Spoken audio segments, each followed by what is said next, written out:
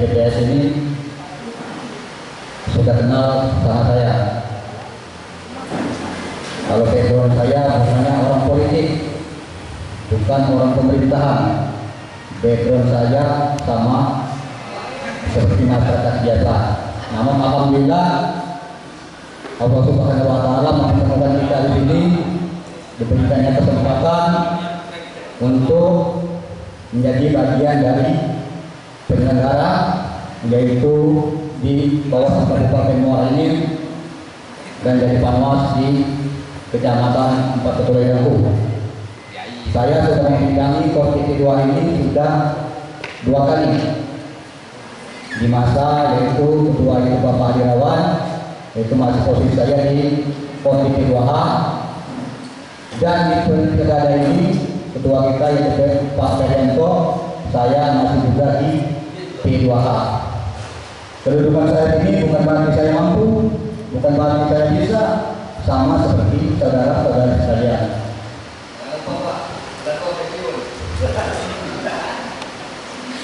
Jadi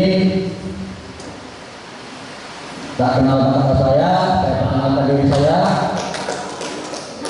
Nama saya Marwan. Kalau soal keluarga saya, istri saya baru 1, mungkin insya Allah kalau ada kesempatan ingin nambah.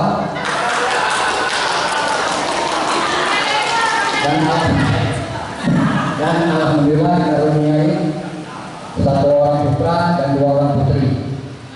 Jadi kalau ada yang cewek-cewek sini, kalau kepingin jadi menantu saya, itu saya ada 1 orang putra. Alhamdulillah saya bisa bercerita. Yang putra sudah lulus S1, dan yang alhamdulillah kita bercerita dulu alurnya ya, supaya kita enak, supaya ada semangat walaupun kita orang mampu, yang artinya kita mampu memberikan pendidikan kepada putra putri kita. Bagi yang sudah berkeluarga, begitu pun yang belum berkeluarga. Dan yang perempuan, insya Allah tahun ini tamat SMA, dan yang 1 baru kelas 1 SD. Mungkin jelas dia sekali perkenalan dari saya. Rekan-rekan PTPS dan rekan-rekan PKD, beberapa hari yang lalu kami di Kabupaten Muara Enim telah mengadakan rapat koordinasi, yaitu yang pertama identifikasi potensi kerawanan dan strategi pencegahan, dan yang kedua yaitu teknis penghitungan penghitung pemungutan suara. Perlu diketahui, sebelum kita ke lapangan, sebelum kita bekerja dalam pengawasan, kita harus tahu strateginya dan apa yang akan diawasi. Jadi jangan sampai saudara-saudara sekalian, rekan-rekan TPS salah dalam pengawasan. Kenapa saya katakan demikian? Nantinya saudara-saudara ini mengawasi orang maling ayam. Itulah di luar fungsi kita. Kita akan mengawasi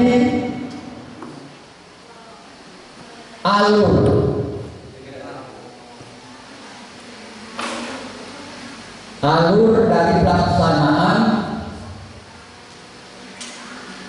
pemilihan.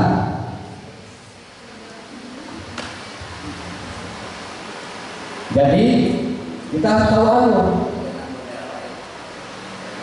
Jadi di sini sesuai dengan identifikasi potensi kerawanan dan strategi pencegahan tahapan pemungutan dan penghitungan suara dalam pemilihan gubernur dan wakil gubernur, bupati dan wakil bupati, serta wali kota dan wakil wali kota tahun 2024. Identifikasi. Jadi kita harus tahu identifikasi apa yang bakal diketahui, apa yang harus diperhatikan. Naik A. Identifikasi potensi kerawanan. Nah, jadi satu, kerawanan persiapan pemungutan suara. A. Kerawanan pemberitahuan pemungutan suara. Jadi kita harus tahu apa yang diberitahukan tentang pemungutan suara.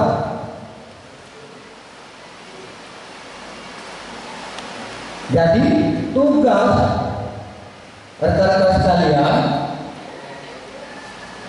yaitu mengawasi kerja dari KPPS.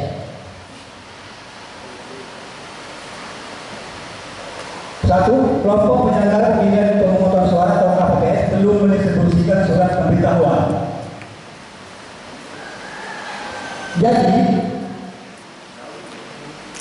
itu waktu pemberitahuan model C6,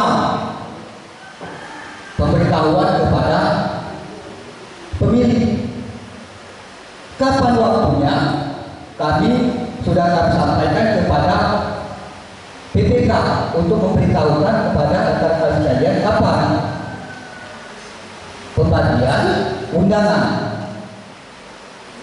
Jadi harus paham, C6 harus paham, C6 itu undangan. Jadi waktu pelaksanaan pembagian undangan itu harus dikawal. Tujuannya kenapa? Kita langsung penjelasan. Dan satu persatu kita kulik. Undangan harus pasti sampai kepada pemilih yang berhak memilih, yang memenuhi syarat untuk memilih.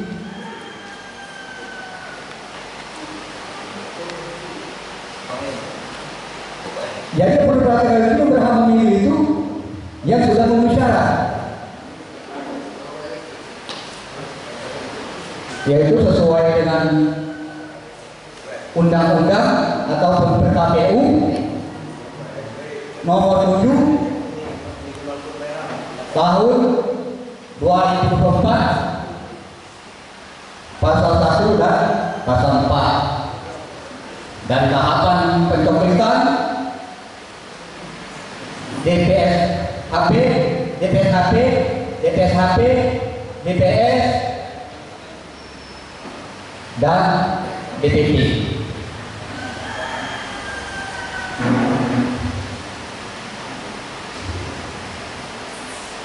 Kapan? Nah, jelas ya. 3 hari sebelum masa pencoblosan. Jadi kalau 3 hari kita hitung dengan tanggal 27 berarti sekitar tanggal 24. Selama-lamanya 3 hari ya, tanggal pemungutan suara.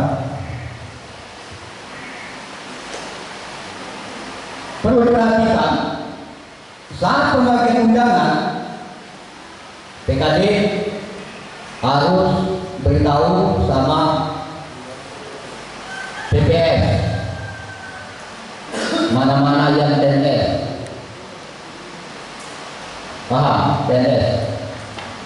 Apa itu DNS? Tidak memenuhi syarat untuk memilih, yaitu yang orang yang sudah terdaftar di DPD meninggal dunia. Karena kenapa, Pak? Kenapa masih terdaftar di DPD orang yang sudah meninggal dunia? Itu tidak bisa dicoret lagi, karena dia sudah ditetapkan menjadi DPD. Pas kali DPD dia meninggal, tidak mungkin lagi orang akan mencoretnya. Tapi itu strateginya, maka lahirlah strategi tadi. Kita harus tahu siapa itu yang meninggal. Badut usia 67 tahun, warga yaitu Kota Agung Jakarta, TPS 1. Undangan itu segera ditandai, disampaikan kepada PPS. jangan lagi dibagikan, paham ya? Lebih baik coba detil baik, kok lama-lama tapi paham. Jangan bla bla bla bla bla bla, tapi intinya tidak paham. Paham tadi? Karena PKD ini hanya disebut kalau kita agak bahasa Jawa dikit ya. Training of trainer. Apa itu training? Apa itu trainer? TOT. Training artinya pelatihan. Jadi PKD sama PTS, PTPS ini kami melakukan pelatihan untuk supaya dapat memberikan pelatihan kepada PTPS. Paham ya? Maaf ya, kalau aku bicara di sini aku belak-belakan. I not saya tidak mempersoalkan masalah pekerjaan saya. Saya mempersoalkan tanggung jawab Anda di sini nanti. Paham ya? Biasa takut bahwa ulas bapak di rumah tabang tadi baca ada lembang.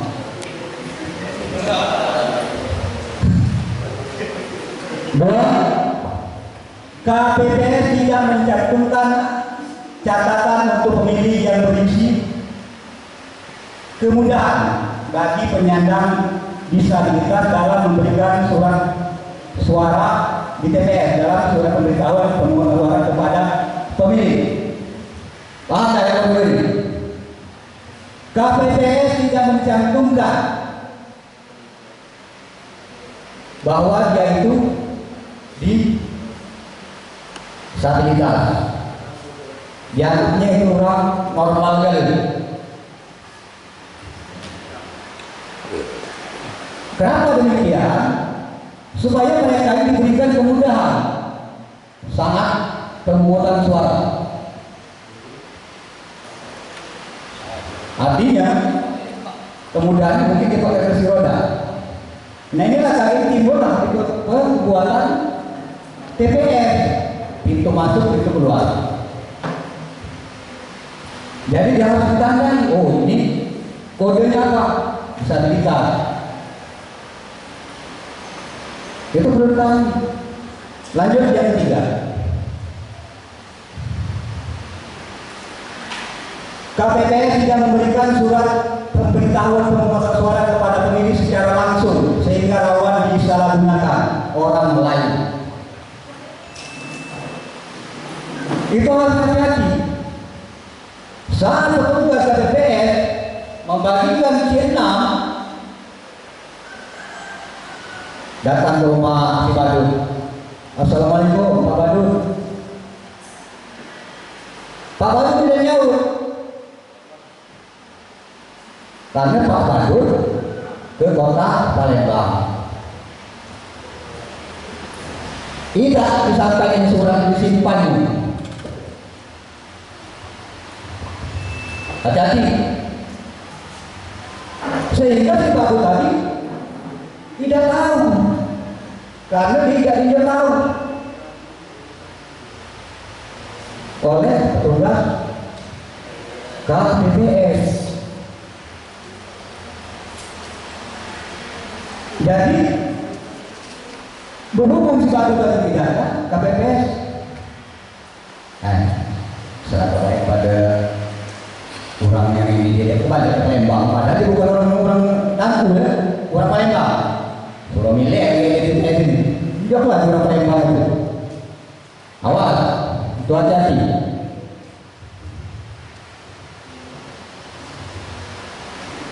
Selanjutnya, 4. KPPS tidak membagikan surat suara pemberitahuan pemungutan suara yang tidak didistribusikan beserta rekapan pengalihan surat pemberitahuan pemungutan suara kepada TPS. Sisa dari C6 tadi ataupun orang yang tidak ada tadi rekapannya tidak dikembalikan kepada BPS. Tahun 2024 pemilu tadi tahu dari C6. C6 itu kan ada rekapan, dipotong, gunting ya. Nah rekapan itu dikembalikan ke BPS.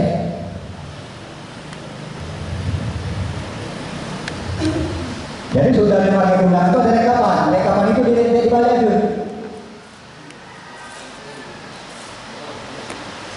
Lanjut 5. KPPS tidak mendokumentasikan penyampaian surat pemberitahuan pemungutan suara berupa foto atau video yang disimpan sebagai arsip dan disampaikan kepada BPS bersamaan dengan rekap pengembalian surat pemberitahuan pemungutan suara. Sama seperti kita, apapun yang kita awasi, apapun yang kita kerjakan harus ada dokumentasi. Begitupun mereka harus ada dokumentasi, bukti dia sudah menyampaikan C6. Ya. Boleh ada kaca, tidak foto lagi, tidak ada video tuh. Ini apa tujuannya? Saat ada gugatan, dia punya bukti bahwa C6 itu sudah dibagi. 6. KPPS tidak memberikan akses kepada pengawas TPS dalam pengawasan. A. Surat pemberitahuan pemotongan suara kepada pemilih baik yang didistribusikan maupun yang tidak didistribusikan. Jangan ngomong TPS tadi.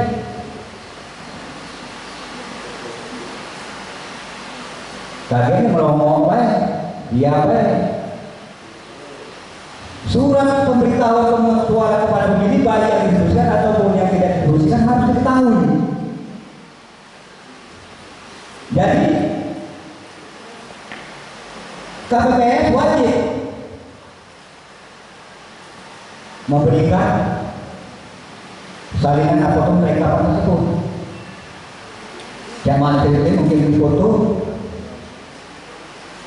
atau divideokan. Kenapa tadi aku minta hal ini nantinya setelah laksanaan turun kaji kepada TPS. B. Rekap titulasi surat pemberitahuan pemungutan suara kepada pemilih baik yang didistribusikan sebelum hari pemungutan suara pukul 17 waktu setempat. Jadi kalimat ini KPPS tidak mendistribusikan itu materi pelanggaran pada -1. Baik itu yang didistribusikan ataupun tidak didistribusikan harus selama-lamanya maksudnya seluruh surat C6 yang sudah dibagikan rekapannya ataupun yang belum dibagikan sisa itu harus selesai disampaikan kepada BPS paling lambat pukul 17. Jadi ada waktu. Kayaknya dia menjual keseluruhan itu jam 10 malam.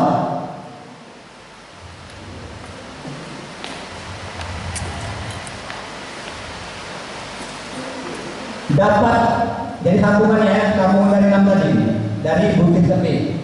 Dapat kegandaan surat pemberitahuan pemungutan suara. Jadi dia khawatirkan surat suaranya digandakan. C6 ini bukan surat C6 diperbanyak sehingga dimanipulasi. B. Kerawanan pendirian TPS. Sekarang aku timbul pertanyaan, ada yang tahu belum berapa ukuran TPS menurut per KPU? Hah? Berapa? 8 kali 10. Tapi ada kebijakan. Kalau memang di tempat atau di desa saudara akses tidak ada 6 kali 6. Ya, dari situlah disebut ada kejadian khusus. Karena aksesnya tidak memadai. Jadi ada standarisasi SOP. TPS yang didirikan tidak memiliki kebutuhan atau satu TPS belum selesai didirikan. Jadi TPS itu rekan-rekan paling lambat 1 hari sebelum masa pencoblosan. Jadi tugas TPS, TKD itu mulai bekerja. Mulai bekerja. Kalau KPPS belum mendirikan tempat pemungutan suara, segera dihimbau dan diberitahukan untuk segera membuat TPS.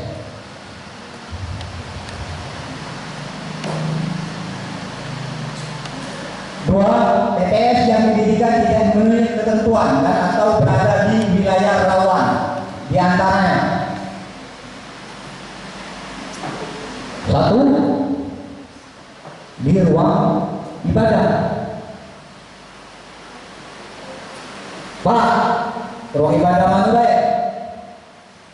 Entah itu Muslim, entah itu Buddha, Hindu, Kristen, dan seterusnya, itu tidak boleh di dalam ruangan. B, di tempat yang sulit dijangkau atau geografis dan cuaca. Kalau coba contoh di kehidupan Hindu, dia di TPS di pucuk danau. Itu secepatnya dikasih tahu, jangan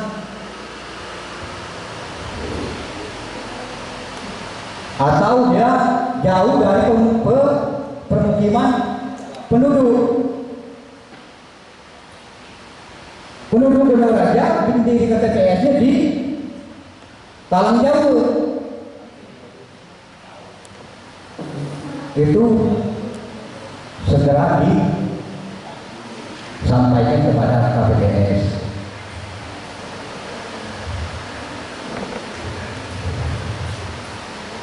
C, di wilayah rawan konflik.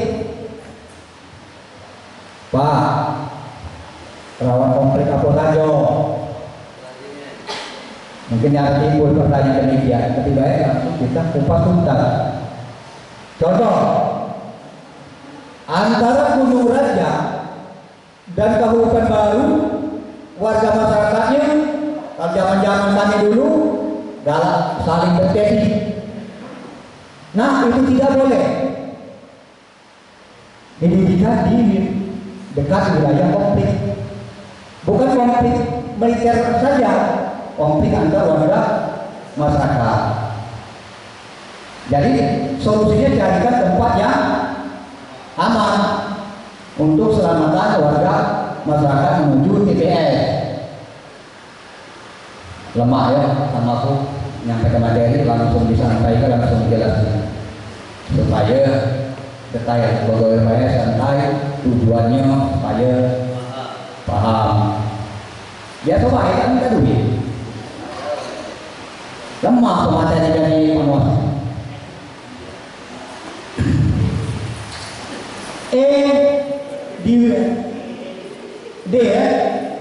Di wilayah rawan bencana seperti banjir, tanah longsor, dan gempa. Kalau gempa ini kurasa di daerah pagar alam. Dia tidak boleh mendirikan TPS di dekat gunung atau tebing-tebing kalau dia rawan gempa bumi. Begitupun kita di aliran sungai Lemata, jangan di dekat sungai Lemata.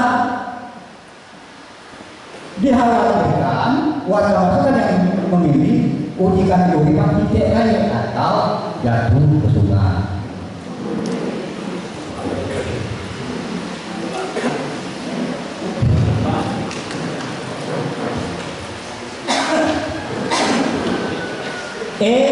Di dekat lembaga pendidikan yang siswanya berpotensi melakukan pindah memilih di TPS tersebut.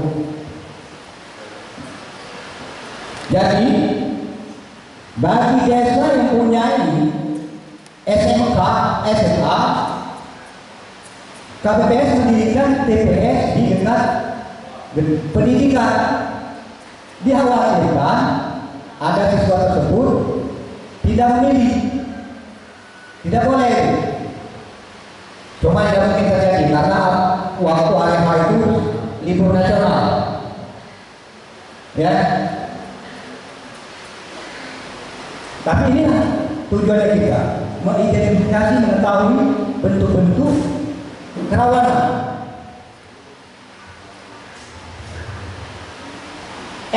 Di dekat wilayah kerja pertambangan dan atau pabrik. Itu pun takut. Nah, itu antisipasinya kenapa? Dikhawatirkan ada eksodus.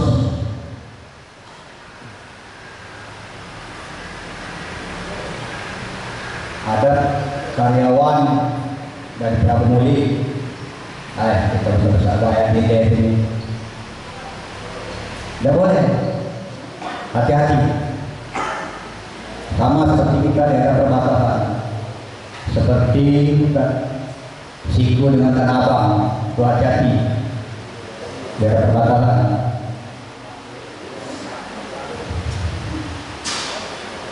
G. Di dekat posko pemenangan atau rumah pasangan calon di kampanye pasangan calon. Ini ada aturan.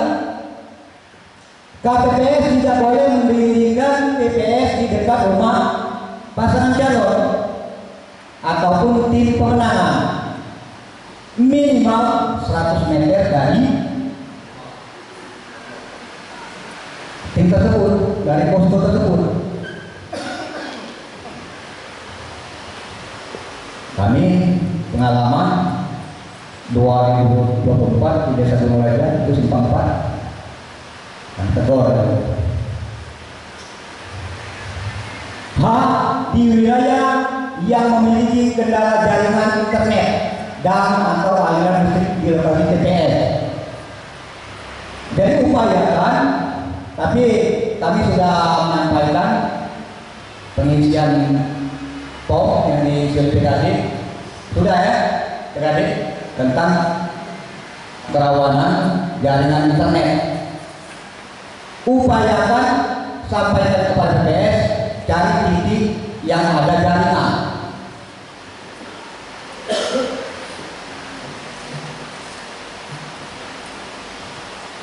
Dan ada penerangan. Pak, kami dekati aliran itu apa tuh? Aliran dari PLN. Kami siap di-set. Jadi saya pergi ada penerangan.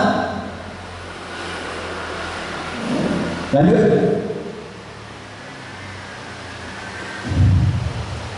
C. Kerawanan logistik pemungutan suara dan penghitungan suara. Nah, kemarin di Kabupaten Muara ini saya menanyakan masalah kerawanan logistik pemungutan dan penghitungan suara. Pak, apa kerawanan logistik?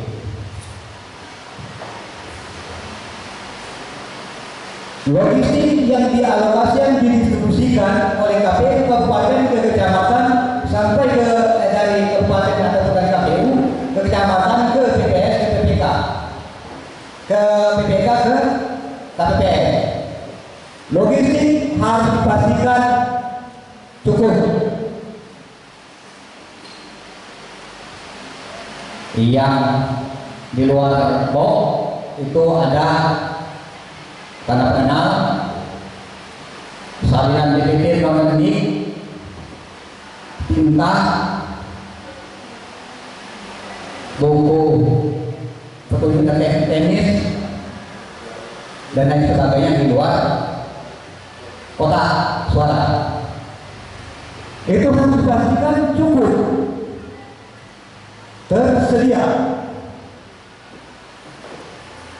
Begitupun langsung kita ke penghitungan suara, logistik. Dari logistik nanti perlu diketahui ini simpul matematika ini. Kemarin saya bertanya tentang matematika di kabupaten syarat TK. DPT plus 25%. Coba simpel langsung supaya jangan sampai rekan-rekan PTPS dikelabui oleh KKPS. Jumlah DPT plus 25% yang nanti kita contohkan DPT 300 plus 25%. Itu Pak saksi PTPS, jumlah suara-suara kita berdasarkan DPT 300 per 25% itu 316. Betul atau salah? Hah? Coba awas, inilah mulai yang terbenar ini.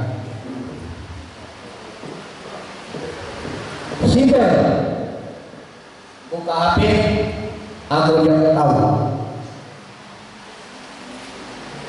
300 bagi 25, hasil dari 300 bagi 25 tambah dengan DPT tadi 300 coba aku awas itu wanti-wantinya coba.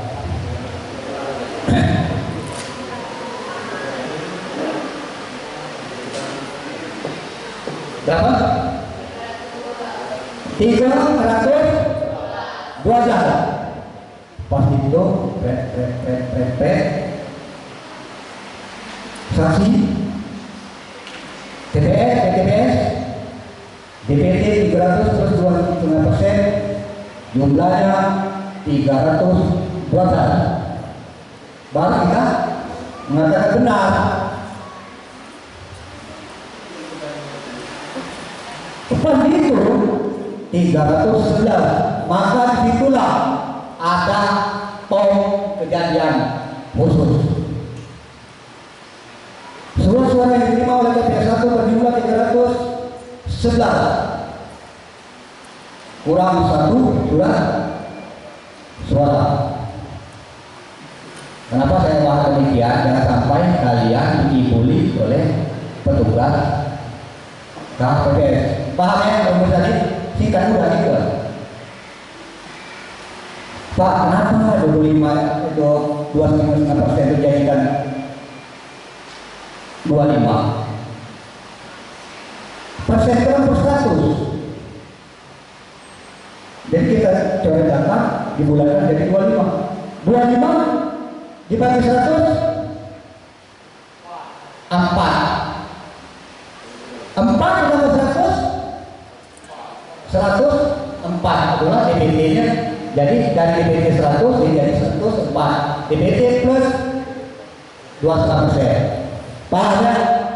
Jadi jangan takut-takut PTPS. Karena apa ya? Coba ringkas saya. Simpel banget.